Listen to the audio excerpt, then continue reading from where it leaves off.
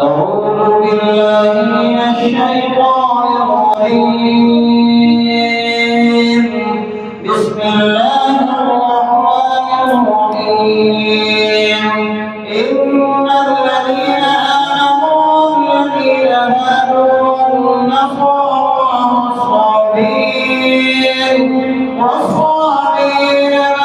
آمن بالله واليوم الآخر وعمل صالحا فلهم أجرهم عند ربهم ولا خوف عليهم ولا هم يحزنون وإذ أخذنا ميثاقكم ورفعنا فوقكم الطور خذوا ما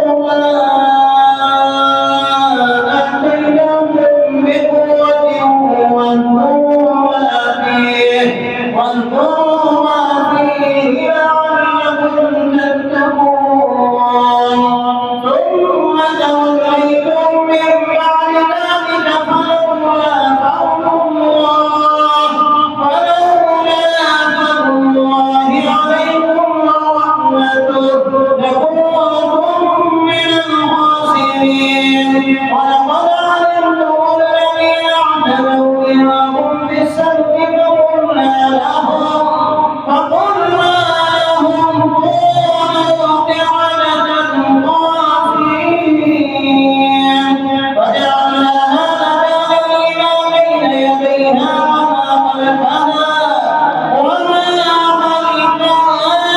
وموعظة للمتقين. ماشاءاللہ جزاک اللہ خیر. الحمدللہ آج ہم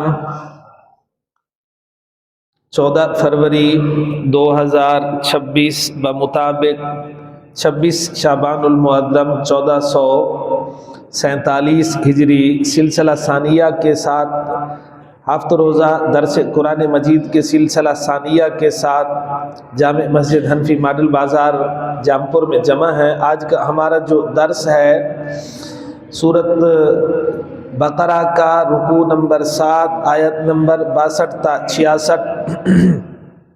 آج کے ہمارے درس میں کچھ باتیں بہت خاص ہیں. ایک شبہ کا جواب الہاد والے اسے بہت استعمال کرتے ہیں. اس کی جو پہلی آیت انتہائی اہم اور دوسری اور تیسری آیت میں جو عذاب آ رہا ہے بنی اسرائیل پر وہ بھی انتہائی سمجھنے کے ساتھ تعلق رکھتا ہے.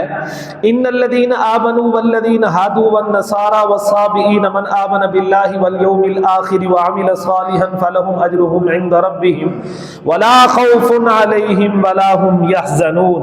بے شک جو لوگ ایمان لائے اور جو یہودی ہوئے اور جو نصرانی اور صابی ہیں ان میں سے جو ایمان لایا اللہ پر اور آخرت کے دن پر اور اس نے اچھے عمل کیے پس ان کے لیے ان کے پروردگار کے پاس اجر و ثواب ہے اور ان پر نہ آئندہ کا کوئی خوف ہوگا نہ ہی وہ گزشتہ زمانے پر غمگین ہوں گے. فائدہ چونکہ گزشتہ آیات میں یہود کے جرائم اور سزاؤں کا تذکرہ تھا جس سے شاید سامعین یا خود یہود کو خیال ہو سکتا ہے کہ اتنی بغاوت نافرمانی اور شرارتوں کے بعد اب اگر ہم سچی توبہ بھی کرنا چاہیں تو اللہ ہماری توبہ قبول نہ کرے گا. اسی وہم اور خیال کو ختم کرنے کے لیے قرآن نے ایک عمومی ضابطہ بیان کیا کہ ہماری دربار میں سچی توبہ کرنے والے کو ہر وقت معافی مل جاتی ہے. اگر غور کریں تو معلوم ہوگا کسی کو ڈانٹ کے بعد پیار یہ قرآن کا خاص اسلوب ہے, یہ قرآن کا خاص انداز ہے. پہلے ڈانٹ دے گا پھر پیار کرے گا کیونکہ ڈانٹ سے مقصد اصلاح ہے, دور کر دینا نہیں ہے. کبھی کبھار ہمارا رویہ ایسا ہو جاتا ہے کہ ہم لوگوں کو دین سے دور کر دیتے ہیں. ڈانٹ چاہیے لیکن ڈانٹ برائے قرب ہو, اصلاح کے لیے جو ڈانٹ ہو تو وہ چاہیے. اس اسلوب میں سمجھایا اور سکھلایا گیا کہ نفرت کفر اور گناہ سے ہونی چاہیے، کسی شخص اور قوم سے نہیں۔ اب یہ نیتن یاہو کتنے بڑا ظالم ہے، قاتل ہے مسلمانوں کا، اگر یہ اسلام قبول کر لے تو آپ بتائیے کیا اس کی جو آج حیثیت ہے وہ رضوان میاں باقی رہے گی؟ اس کی حالت یکسر بدل جائے گی کہ نہیں؟ اصول ہے الاسلام یہدم ما کان قبلہ، اسلام اپنے سے پہلے والی ساری چیزیں مٹا دیتا۔ اتنی یعنی میری نظر میں اس وقت نیتن یاہو سے بڑا دنیا میں کوئی مسلمانوں کا نہ قاتل ہے نہ اس سے بڑا کوئی سفاک ہے۔ یہ اصول ہے، نفرت گناہ سے ہے، گناہگار سے نہیں، کسی شخص سے نہیں، نفرت گناہ سے ہے۔ جب کوئی کافر اسلام قبول کر لے اور گناہگار توبہ کر لے تو ان سے نفرت کی کوئی وجہ باقی نہیں۔ پھر اس قانون کے بیان میں اگرچہ مسلمان کے ذکر کی ہرگز ضرورت نہ تھی، لیکن مضمون میں خاص وقت اور بلاغت پیدا کرنے کے لیے ان الذین آمنوا سے اسے شروع کیا۔ اس کی مثال یوں سمجھے، جیسے کوئی حاکم اور بادشاہ کہے ہمارا قانون سب کے لیے عام ہے، کوئی ہمارا موافق ہو یا مخالف جو بھی اطاعت کرے گا اس پر مہربانی ہوگی۔ اب ظاہر ہے موافق تو ویسے اطاعت کرتا ہے، پارٹی والا جو حامی ہے وہ تو ویسے حامی ہے، اصل مقصود تو مخالف کو سنانا ہے، مگر اس بات کی وضاحت کے لیے کہ اپنے حامیوں اور پارٹی والوں پر مہربانی کی وجہ ان کی اطاعت گزاری ہے، ورنہ کسی کی ذاتی خصوصیت نہیں۔ یعنی اگر پارٹی والے بھی اطاعت چھوڑ دیں تو ان پر مہربانی نہیں ہوگی، اور اگر دوسرا بھی اطاعت کر لے تو اس پر مہربانی ہوگی۔ لہٰذا اگر ہمارا مخالف بھی اطاعت گزار ہو جائے تو اس پر عنایت ہونے لگے گی۔ جبکہ علامہ کاندھلوی رحمہ اللہ فرماتے ہیں الذین آمنوا سے یہ جو درمیان میں آمنوا آ گیا یہ نہیں ہے، یہ جو درمیان میں سے آ گیا یہ نہیں ہے جی۔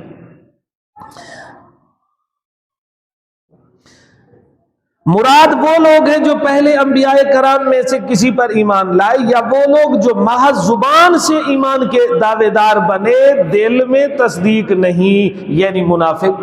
ان کو خطاب ہے کہ جو بھی اللہ اور آخرت پر ایمان لائے وہ بخشا جائے گا۔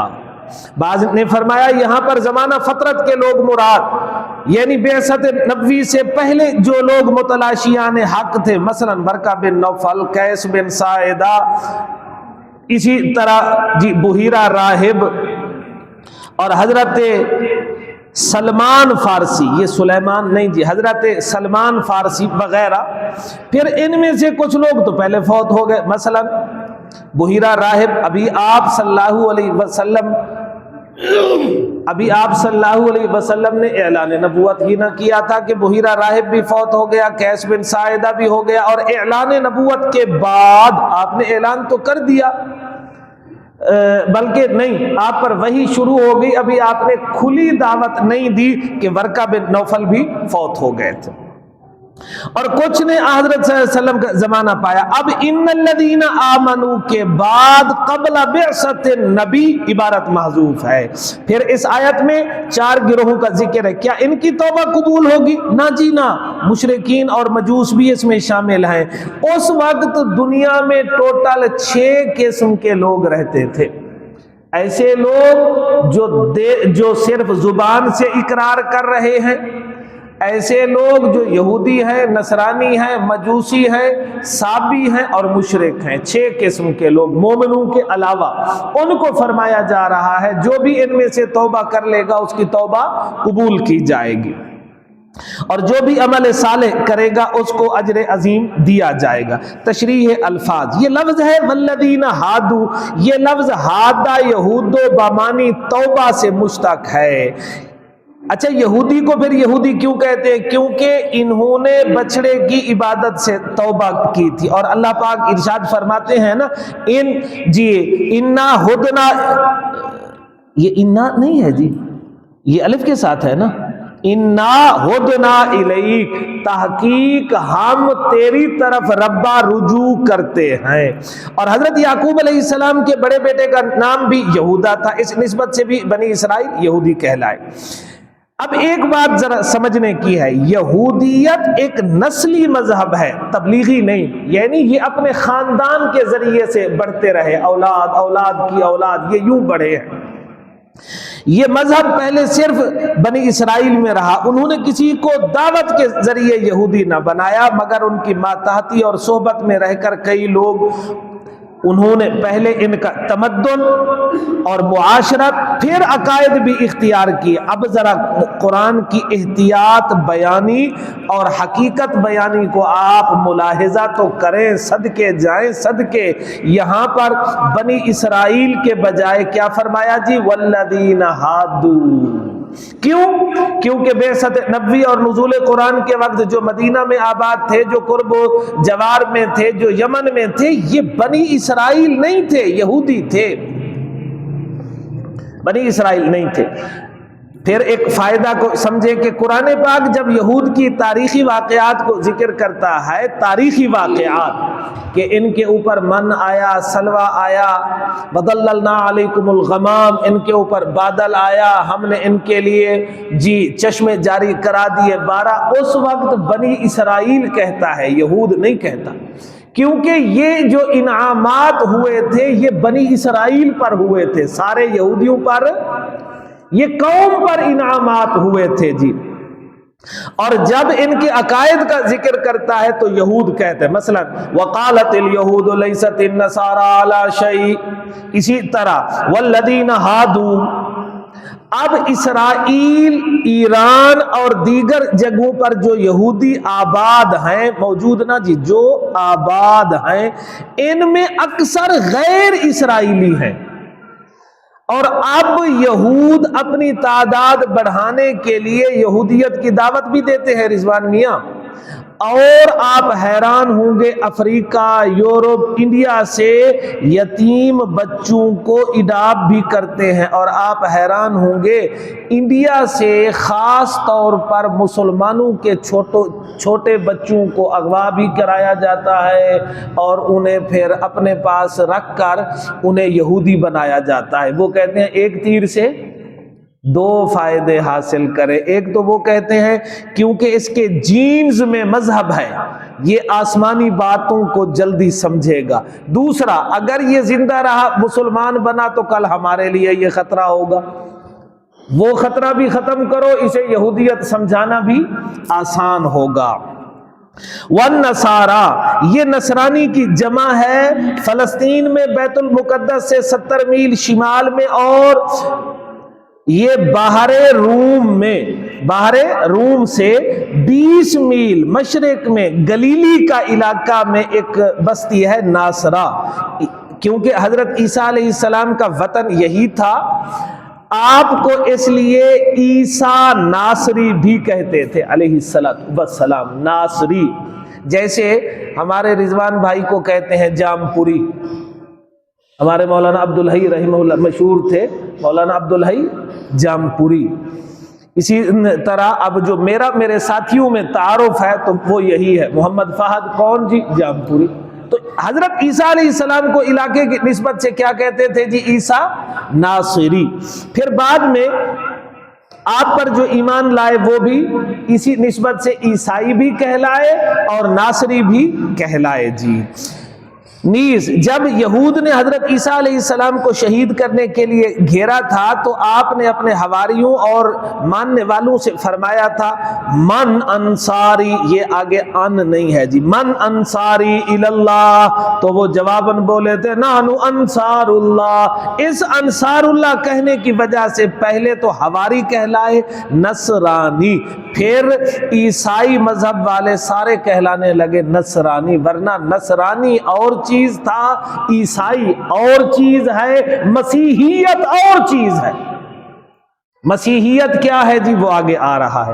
ابتدا میں نصرانیت تعلیمات عیسوی اور توحید کی علمبردار تھی، پھر ایک بدعتی فرقہ پیدا ہوا جو خود کو مسیحی کہلاتا اور ان توحید والوں کو ناصری کہا جاتا۔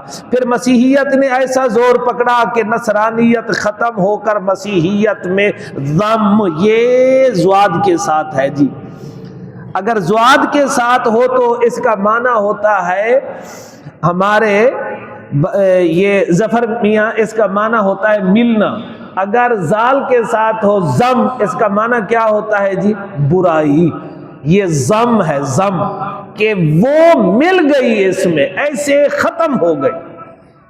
اب دنیا میں کہیں پر نصرانیت باقی نہیں۔ یہ کیا ہے جو ہم دیکھ رہے ہیں جو مسیحیت ہے؟ ان میں ایک راہب آیا تھا پولوس، اس نے بدعات گھڑی تھی۔ یہ پولوس اصل میں یہودی تھا، یہودی تھا۔ ایک بار یہ اپنے ساتھ اپنے اس سواری پر سوار ہو کر عیسائیوں کے پاس آیا، بڑا دشمن تھا، یہ تلوار لے کر آیا اور اس نے کہا کہ مجھے حضرت عیسیٰ علیہ السلام کی زیارت ہوئی، انہوں نے مجھے خود بیعت کیا اور انہوں نے مجھے دین سکھلایا اور فرمایا جاؤ عیسائیت کے تم داعی ہو، انہوں نے مجھے داعی بنایا۔ جب یہ کہا تو اس کے ساتھ چند لوگ ہوئے، ان میں ایک یعقوب بھی تھا، ان میں ایک ایوب بھی تھا، دیگر بھی کچھ ایسے نام تھے، وہ اس کے ساتھ ہوئے۔ اس نے ان کو پھر یہ مسیحیت سکھائی، چنانچہ حضرت عیسیٰ کی ابنیت کا عقیدہ اسی پولوس ترتوس بدبخت نے گھڑا تھا، ابنیت کا اور عقیدہ تثلیث اور صلیب پر چڑھانے کا عقیدہ کفارہ۔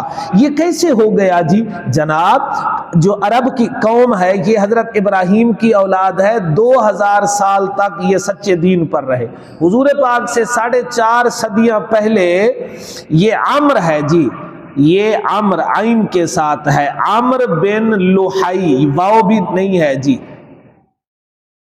یہ اصالتاً گیا کہیں پر سفر پر، اس نے وہاں پر دیکھا لوگ بت کی عبادت کر رہے تھے، اس نے ان سے جا کر پوچھا یہ کون سا بت ہے؟ وہ بولے یہ بعل ہے، سب سے پہلے مکہ میں بعل بت کو لانے والا یہی عمرو بن لحی ہے۔ حضور پاک صلی اللہ علیہ وسلم سے یہ عمر ہے، عمر عین میم را آگے واو بھی ہے، عمر۔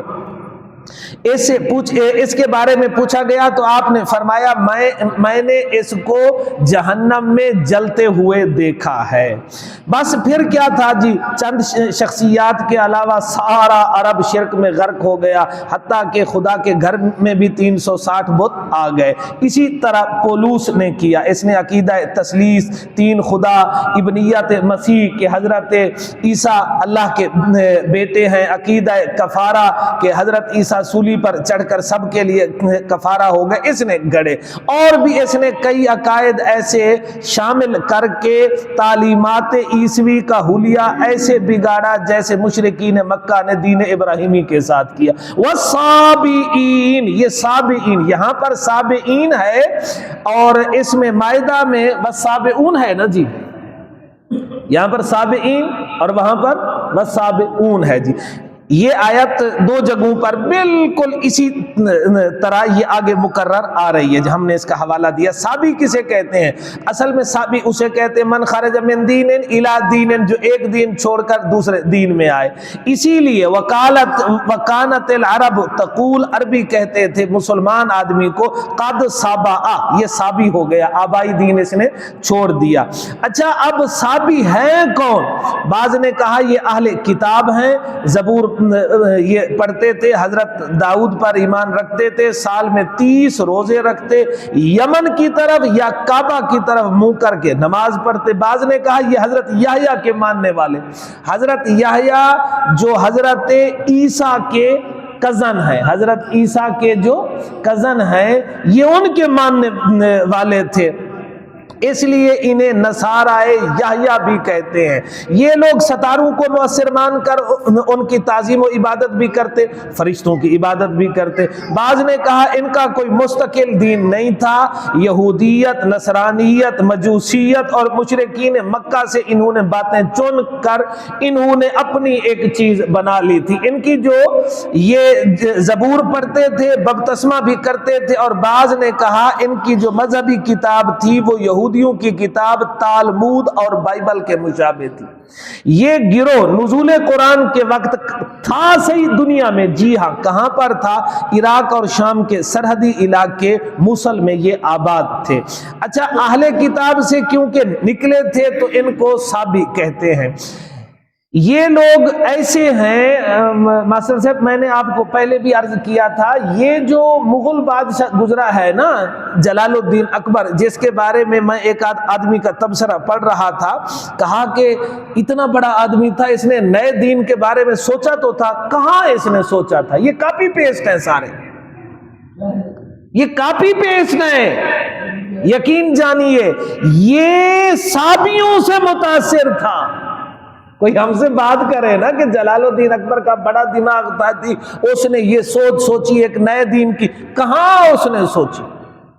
یا آج جو غامدی صاحب بات کر رہے ہیں کہ جی استدلال سے بات ہونی چاہیے، ایسے نہیں ہونی چاہیے، یہ ہے حقیقت، یہ ساری باتیں وہ ہیں جو معتزلہ پہلے کر چکے ہیں، صرف انہوں نے عربی میں کی ہیں، یہ اب اس کا اردو اور انگلش میں ترجمہ کرتے ہیں، یہ کوئی اور ان میں کوئی نئی بات نہیں ہے جی۔ تو خیر جی، یہاں پر قرآن نے کہا من آمن باللہ والیوم الآخر۔ آج ملحد کہتے ہیں، ملحد آج جو ہے نا جی وہ کہتے ہیں جی من آمن باللہ والیوم الآخر سے معلوم ہوا کہ نجات کا تعلق صرف نجات کا، یہ ہاں جی یہ ایک بات پہلے آ گئی کہ من آمن باللہ والیوم الآخر کا اب مطلب کیا ہے جی؟ کہ اللہ کے ہاں حقائق کا اعتبار ہے، محض الفاظ کا نہیں۔ جب تک سچے دل سے حق قبول نہ کرے گا زبانی الفاظ پر نجات نہیں۔ نیز کوئی آدمی خود کو کسی مذہب یا شخصیت اور قوم کی طرف لاکھ بار منسوب کرے، جب تک عقائد ٹھیک نہیں ہوں گے نجات نہیں۔ گویا کہ اللہ کا قرب، آخرت کی نجات کسی کی ماضی یا آبائی نسبت پر نہیں، خود اپنی اطاعت پر ہے۔ یہ طاقت نہیں جی، اپنی اطاعت پر ہے۔ اب ایک سوال ہوگا کہ جی نجات کے لیے کیا کوئی مذہب ضروری ہے یا نہیں؟ ہمارا ماننا یہ ہے، ہمارا عقیدہ یہ ہے کہ نجات کے لیے اس وقت اسلام کا ہونا ضروری ہے، اور اسلام کا مطلب یہ ہے ساری باتوں کو ماننا۔ اللہ پاک ارشاد فرماتے ہیں ادخلوا فی السلم کافہ، اسلام میں پورے داخل ہو جاؤ۔ اگر ایک آدمی 90% نہیں 99% عقائد کو مانتا ہے، صرف وہ 1% کا انکار کرتا ہے، کیا وہ مومن ہے؟ ہرگز نہیں ہے۔ جبکہ ہمارے غامدی صاحب ہو گئے یا دیگر لوگ ہو گئے، وہ کہتے ہیں جی یہ آیت واضح کر رہی ہے من آمن باللہ والیوم الآخر، نجات کا تعلق، یہ تو مولوی نے کہا ہے کہ جی جنت میں صرف مسلمان جائے گا، ہر بندہ جو اللہ پر ایمان رکھتا ہے، آخرت پر ایمان رکھتا ہے، قرآن کہتا ہے وہ جنت ہے۔ آؤ جی ہم آپ سے بات کرتے ہیں قرآن کی زبان میں۔ تو یہاں پر قرآن یہ فرماتا ہے جی، اچھا جی ہاں فائدہ، موجودہ دور کے جو ملحدین ہیں وہ کہتے ہیں جی نجات اور جنت کے لیے اللہ کی ذات اور آخرت پر ایمان کافی ہے، نبیوں، فرشتوں یا دیگر احکام الہی پر ایمان رکھنا یا کسی خاص مذہب کو ماننا لازم نہیں۔ اسی لیے یہودی، عیسائی، صابی، مشرک سب لوگ مسلمانوں کی طرح جنت میں جائیں گے۔ ان کی دلیل یہی لفظ آیت کا جواب جناب ایمانیات ایک مجموعہ ہے جس کی ابتدا ایمان باللہ سے اور انتہا ایمان بالآخرت پر ہے۔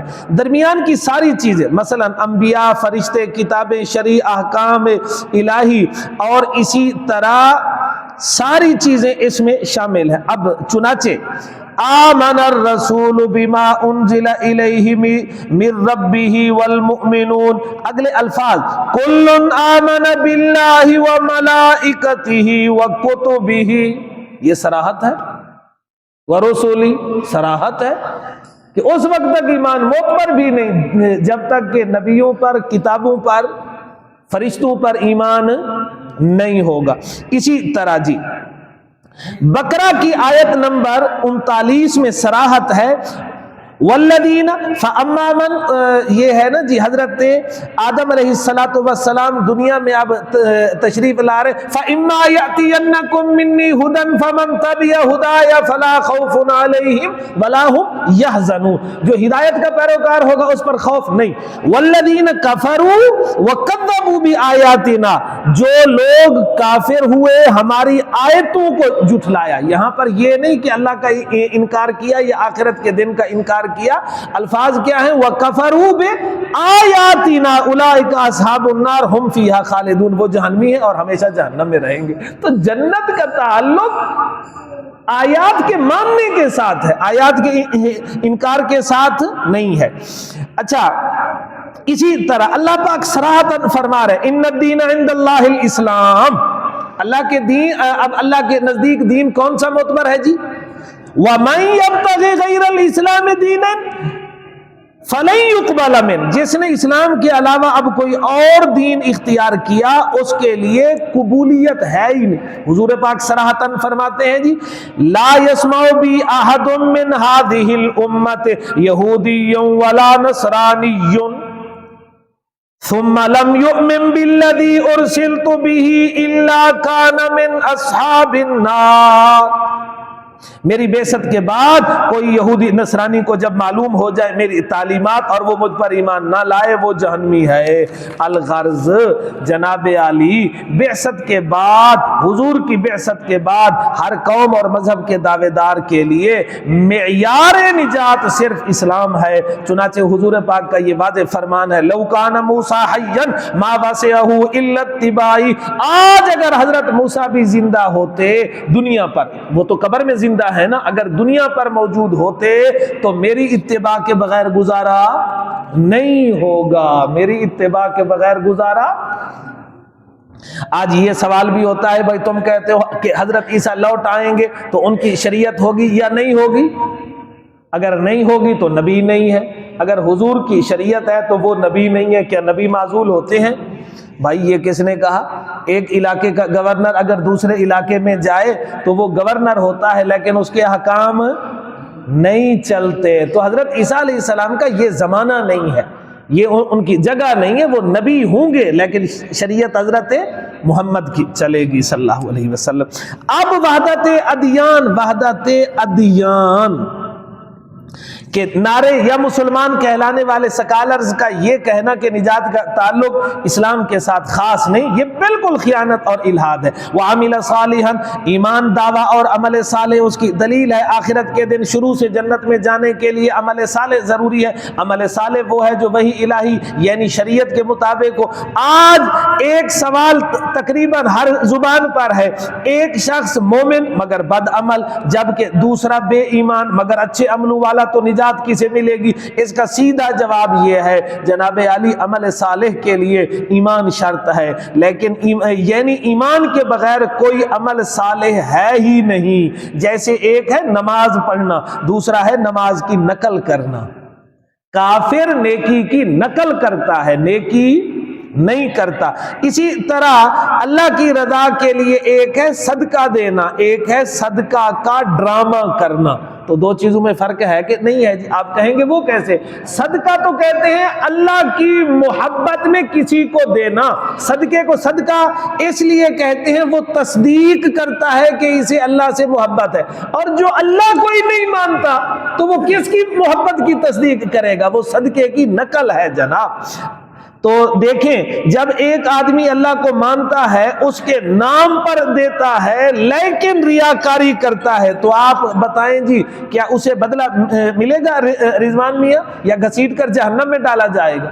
تو جو آدمی اللہ کو نہیں مانتا اسے بدلہ کیسے ملے گا؟ فائدہ اس جملے میں یہود کی صاحبزادگی کا زعم بھی توڑا گیا کہ آبا اجداد پر بے جا مفاخرت چھوڑ کر قانون الہی کی پابندی کرو، کیونکہ اللہ کی رضا اور تقرب کا تعلق عمل صالح کے ساتھ ہے، نسب کے ساتھ، خاندانیت کے ساتھ نہیں۔ لہم اجرہم عند ربہم، سچے عقائد اور اچھے عمل کا بدلہ آخرت میں ہے۔ دنیا میں مومن کے لیے اگرچہ حیات طیبہ کا وعدہ ہے مگر دنیا والوں سے اذیتیں، تانے اور اللہ کی طرف سے بھی آزمائشیں آتی رہتی ہیں. ولا خوف علیہم ولا ہم یحزنون. ایمان اور توبہ کے بعد سابقہ گناہ مٹا دیے جاتے ہیں، لہٰذا ماضی پر غمگین نہ ہوں گے اور آخرت کا بھی خوف اور گھبراہٹ نہ ہوگی. ارشاد الہی ہے لا یحزنہم الفزع الاکبر، انہیں کوئی گھبراہٹ غم میں نہیں ڈالے گی، آخرت کے دن کی انہیں کوئی خوف اور گھبراہٹ نہ ہوگی. جی اچھا جی، تو وہ کیا ہوں گے؟ وہ شاہی مہمان کی طرح وقار اور دلی قرار کے ساتھ ہوں گے. یہی مضمون انہی 4 فرقوں کے ساتھ مائدہ کی آیت نمبر 69 میں بھی ہے اور حج کی آیت نمبر 17 میں بھی ہے. جب یہ آیتیں آئیں گی تو یہی تقریر کا ہم وہاں پر حوالہ دیں گے کہ یہ بات ہو گئی. وَإِذْ أَخَذْنَا مِيثَاقَكُمْ وَرَفَعْنَا فَوْقَكُمُ الطُّورَ خُذُوا مَا آتَيْنَاكُمْ بِقُوَّةٍ وَاذْكُرُوا مَا فِيهِ لَعَلَّكُمْ تَتَّقُونَ. ارے بنی اسرائیل، اور اس وقت کو یاد کرو جب ہم نے تم سے پختہ عہد لیا اور تمہارے اوپر طور پہاڑ اٹھایا کہ ہم نے تم کو جو کتاب دی اسے مضبوطی سے پکڑو اور اس میں جو احکام ہیں انہیں یاد رکھو تاکہ تم ان پر عمل کر کے متقی بن جاؤ.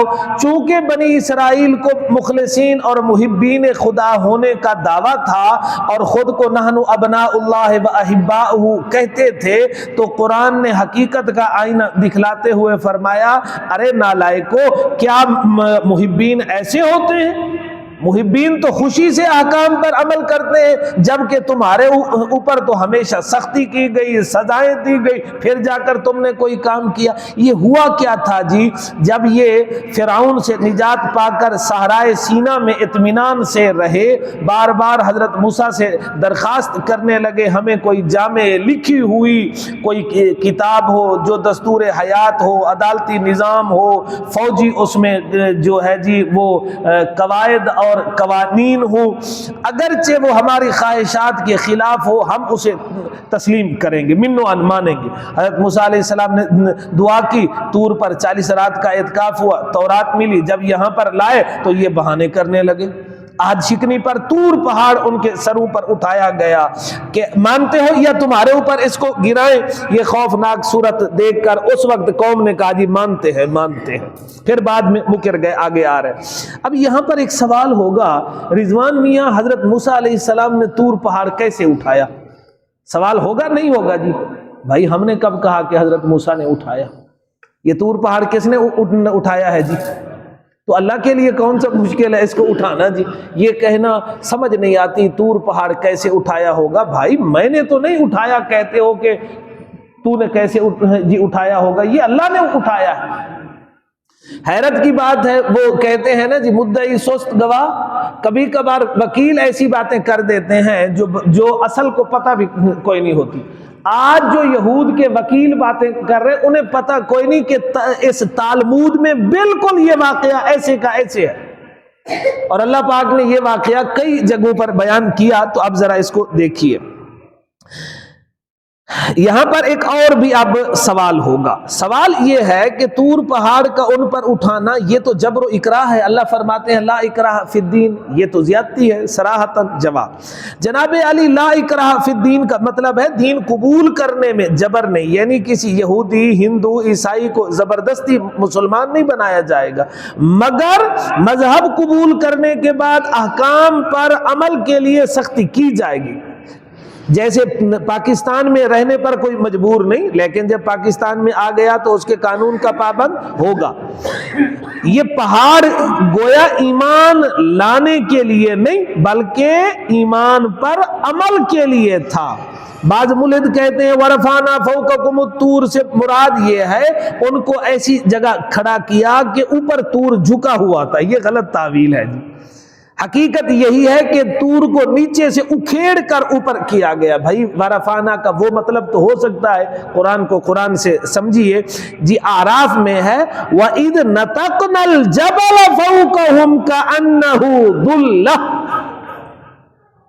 ہم نے ان پر اٹھایا وہ بادل کی طرح سائبہ بن کر کھڑا ہو گیا. تو سائبہ تو وہی ہوگا جو نیچے سے اکھڑ کر آیا ہو جی. اچھا پھر اگلی بات، وَظَنُّوا أَنَّهُ وَاقِعٌ بِهِمْ، یہودیوں کو یقین ہو گیا یہ ان پر گرنے والا ہے، پھر انہوں نے جا کر اس کو مانا۔ یہود کی کتاب میں بھی اسی طرح ہے جی، خُذُوا مَا آتَيْنَاكُمْ، یعنی اس کو پکڑو جو ہم نے تم کو دیا، محافظت مداومت کرو، غلط تعویلات ہیلے بہانے اور کوتاہی نہ کرو، اس پر عمل کرو۔ چنانچہ حدیث پاک میں، اور جی اس کی غرض کیا تھی؟ تقوی حاصل ہو۔ حدیث پاک میں ہے ان من شر الناس رجلا فاسقا يقرأ القرآن لا يرعى الى شيء من، وہ بڑا گندا آدمی ہے جو قرآن تو پڑھے لیکن قرآن کے احکام کو نہ مانے، اس کے مطابق عمل نہ کرے۔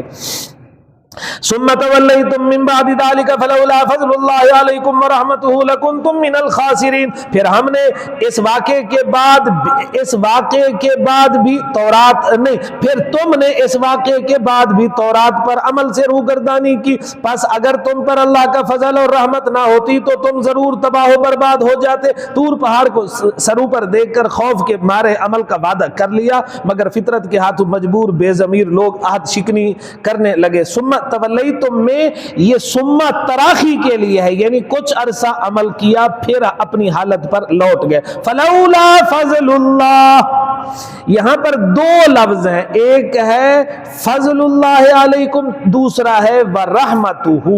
اس کو ذرا سمجھیے کہ ہم نے تمہارے ساتھ فضل اور رحمت کی کہ ہم نے تمہیں مہلت دی، تمہاری توبہ کو قبول کیا۔ فضل عام طور پر رزق اور انعامات پر بولا جاتا ہے، یعنی اس قدر نالائکی کے بعد تم لائق نہیں تھے کہ تمہارے اوپر بادل صاحبہ ہوتا، من سلوہ آتا، تمہارے لیے چشمے بہتے، لیکن ہم نے پھر بھی دیا۔ اور رحمت ہے گناہوں کی مغفرت اور سزا کی معافی یا کمی، ہم نے قتل کے بعد شرک کا گناہ معاف کر دیا، اور جو مارے گئے باقیوں کو ہم نے ویسے معاف کر دیا۔ وَلَقَدْ عَلِمْتُمُ الَّذِينَ اعْتَدَوْا مِنْكُمْ فِي السَّبْتِ فَقُلْنَا لَهُمْ كُونُوا قِرَدَةً خَاسِئِينَ، اے یہود مدینہ، اور البتہ تحقیق تم نے اپنی تاریخ اور تورات کے ذریعے اپنے ہم مسلک ان لوگوں کو جان لیا جنہوں نے تم سے پہلے باوجود منع کرنے کے ہفتے کے دن مچھلی کا شکار کر کے زیادتی کی تھی، پس ہم نے ان سے بطور سزا کے کہا تم ذلیل بندر ہو جاؤ۔ یہ قصہ حضرت داؤد علیہ السلام کے زمانے کا ہے۔ ہفتے کے دن بنی اسرائیل کو مچھلی کے شکار سے منع کیا گیا، وہ دن خالص عبادت کے لیے مقرر تھا۔ امتحاناً ہفتے کے دن ساحل سمندر مچھلیوں سے بھر جاتا۔ یہود نے یہ ہیلا کیا کہ جمعہ کو جال بچھاتے اور اتوار کو اسے پانی سے نکالتے اور اپنے ضمیر کو یوں بہلاتے، ہم نے مچھلیاں تو اتوار کو پکڑی ہیں۔ سب سے پہلے یہ ہیلا ایک آدمی نے کیا تھا، اس نے ڈور پر ایک اس نے کنڈی باندھ کر اس کو ڈالا تھا، اگلے دن تو اسی ایک میں کئی مچھلیاں تھا، تو امتحان اس کی دیکھا دیکھی میں پھر لوگ کرتے گئے۔ بعض نے سمندر کے کنارے چھوٹے چھوٹے حوض بنا لیے، ہفتے کے دن ان کو کھول دیتے، مچھلیاں جمع ہو جاتی۔ شام کو جب مچھلیوں کی واپسی کا وقت آتا تو ان کے سروں کے آگے تختے وغیرہ سے ان کو بند کر دیتے، پھر مچھلیاں سمندر میں واپس نہ جا سکتی تو اتوار ان کو پکڑ لیتے۔ تورات کے مطابق ساحلی بستی کا نام ایلا ہے جسے عقبہ کہا جاتا ہے، لیکن قرآن نے حاضرۃ البحر کا واسألہم عن القریۃ التی کانت حاضرۃ البحر، ان بستی والوں کے بارے میں ذرا پوچھئے جو ساحل سمندر پر تھی۔ عرصہ تک سلسلہ چلتا رہا، بنی اسرائیل 3 حصوں میں بٹ گئے، ایک شکار کرنے والے، دوسرے منع کرنے والے، اور تیسرے تماشبین تھے جنہوں نے کہا اپنے حال پر چھوڑ دو۔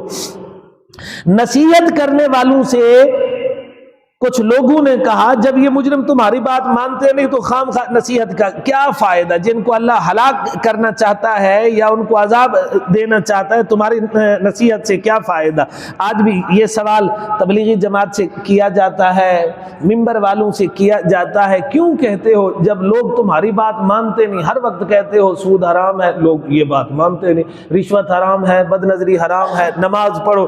تو انہوں نے جو کہا بڑا عجیب تھا، بولے معذرتن الی ربکم ولعلہم یتقون، شاید وہ باز آ جائے۔ یہ یتقون ہے جی، تتقون نہیں، ورنہ ہم اللہ کے سامنے تو کہہ سکیں گے ربا ہم نے تو کیا تھا، ہم نے تو کیا تھا. وہ شاید میں نے آپ کو پہلے بتایا ہو, ایک پمپ پر 2 ملازم تھے, ڈاکو آئے, انہوں نے لوٹا تو ایک ملازم اس کے پیچھے, ڈاکوؤں کے پیچھے بھاگتا رہا, حالانکہ اس کے پاس کچھ نہیں تھا, اور بھی ملازم تھے.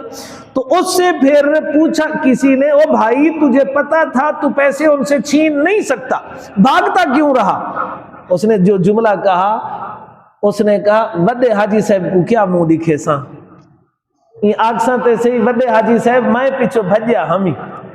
تو جی اگر آج ہم یہ امر بالمعروف نہی عن المنکر نہیں کریں گے تو اپنے بڑے مالک جی, بڑے مالک جی تو اللہ ہی ہیں نا جی, اپنے اللہ میاں کو کیا منہ ہم دکھائیں گے کہ زمانہ نماز نہیں پڑھتا تھا ہم اطمینان سے تھے, زمانہ سود میں تھا ہم اطمینان سے تھے, زمانہ جوئے میں تھا ہم نے روکا بھی نہیں تھا.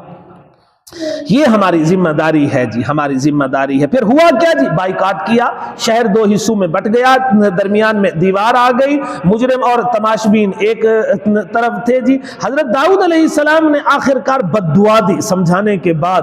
ایک بار کیا دیکھا جی کہ دیوار کی جو دوسری پار ہے سناٹا ہی سناٹا ہے, دیوار پر چڑھ کر جب دیکھا وہ عذاب میں گرفتار ہو چکے ہیں, ان کے جو جوان ہیں بندر اور بوڑھے خنزیر بن چکے. مائدہ میں وَجَعَلَ مِنْهُمُ الْقِرَدَةَ وَالْخَنَازِيرَ, ہم نے یہ درمیان میں ایک لفظ اضافی آ گیا جی, اس کو کاٹ دیں.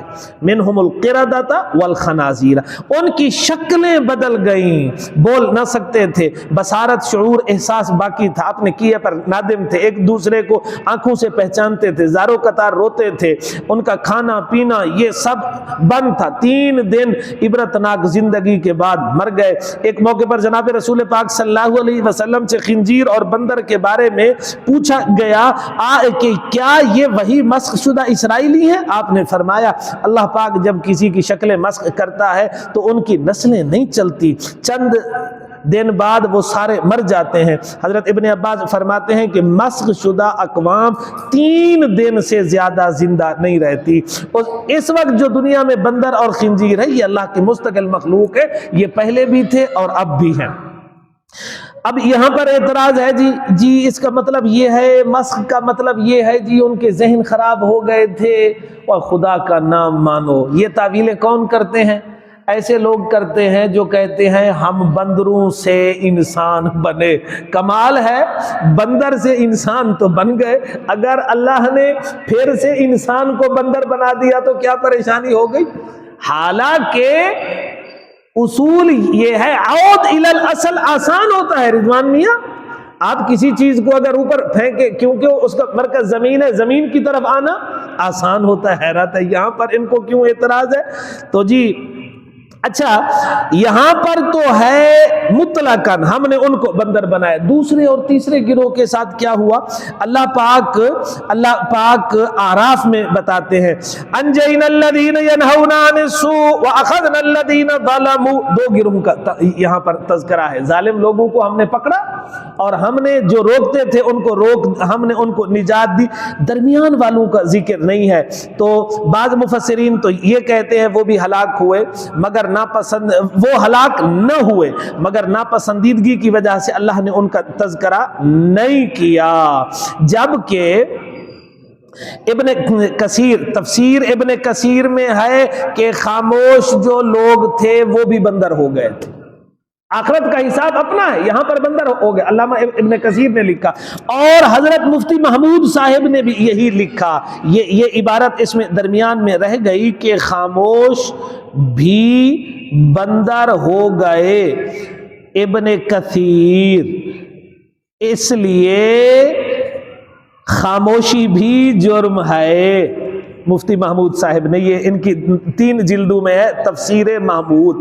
اس واقعے سے ایسے ہیلے منع ہوئے جو شرعی حکم کے منافی ہیں. مثلا آج سود کو اگر پرافٹ کہا جائے, شراب کا نام بدل کر کولا اگر رکھ دیا جائے, بے حیائی کو ثقافت کہا جائے, گستاخ رسول حقیقت رائے کی یاد میں پتنگے اڑانے کو اگر جی بہار میلہ کہا جائے, اس سے حقیقت نہیں بدلے گی. کیا فقہی ہیلے بھی ایسے ہیں؟ مثلا ناپاک تیل اگر صابن ہو جائے کیا وہ پاک ہوگا یا نہیں ہوگا؟ کہتے ہیں جی یہ ہیلا ہے, ہو جائے گا. کہتے ہیں مولوی ہیلا کیوں کرتے ہو؟ زکوٰۃ کے رقم تم پھر مدرسے پر کیسے خرچ کر سکتے ہو؟ بھائی زکوٰۃ کی رقم براہ راست تو مدرسے پر خرچ نہیں ہو سکتی، اگر کسی کی ملکیت میں دے دیا وہ بعد میں دے دے تو جائز ہے۔ اس ہیلے کی ضرورت بھی ایک مجبوری کی وجہ سے ہے، دینی جو ہے معاملات کے انتظام کے لیے۔ بہرحال جی فجعلناها نکالا لما بین یدیہا وما خلفہا وموعظۃ للمتقین، پس ہم نے اس واقعہ کو وہاں موجود لوگوں اور بعد میں آنے والوں کے لیے عبرت بنا دیا اور متقین کے لیے نصیحت نامہ بنا دیا۔ اس لیے عذاب والی جگہ سحر گاہی اور تصویر کشی کی جگہ نہیں، یہ عبرت کے مقامات ہیں جہاں میں ہیں عبرت کے ہر سو نمونے، مگر ہم کو تم کو کیوں کہیں جی، ہم کو اندھا کیا رنگ و بو نے۔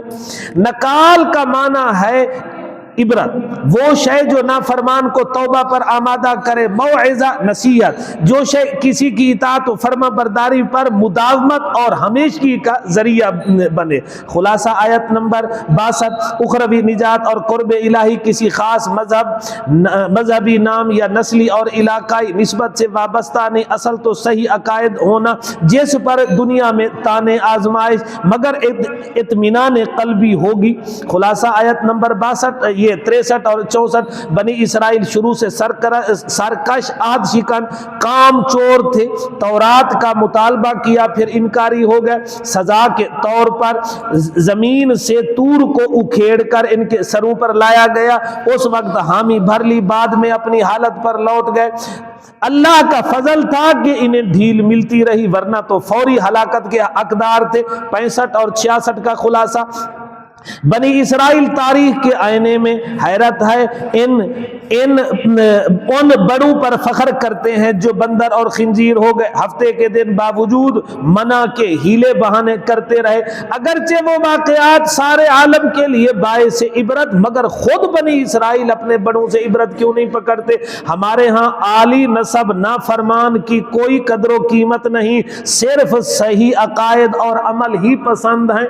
اللہ ہمیں عمل سے جڑنے والا بنائے۔ حضور پاک نے ارشاد فرمایا صلی اللہ علیہ وسلم نے، من بطأ عنہ عملہ لم یسرع بہ نسبہ، جس کے عملوں نے اسے دھکیل دیا نسب آگے نہیں لائے گا۔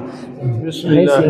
اگو رمضان وچ ہوسی پیا درس، رمضان وچ درس ہووے سی اثر دے بعد احباب دی کیا رائے ہے سی یا چھٹی کروں؟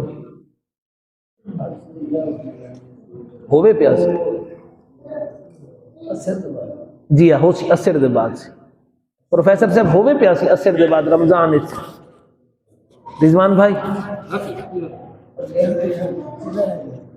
پہلے آخری اشرے دی چھٹی تھی میں جی ہاں، ہن بھی آخری اشرے درس تھی یا نہ تھی میں جی حضرت آمنا ہو سی تلاوت تھوڑی چل دی پئی سر، چلو ٹھیک ہے انشاءاللہ ہو سی پیاس، ہو سی پیاس ایسو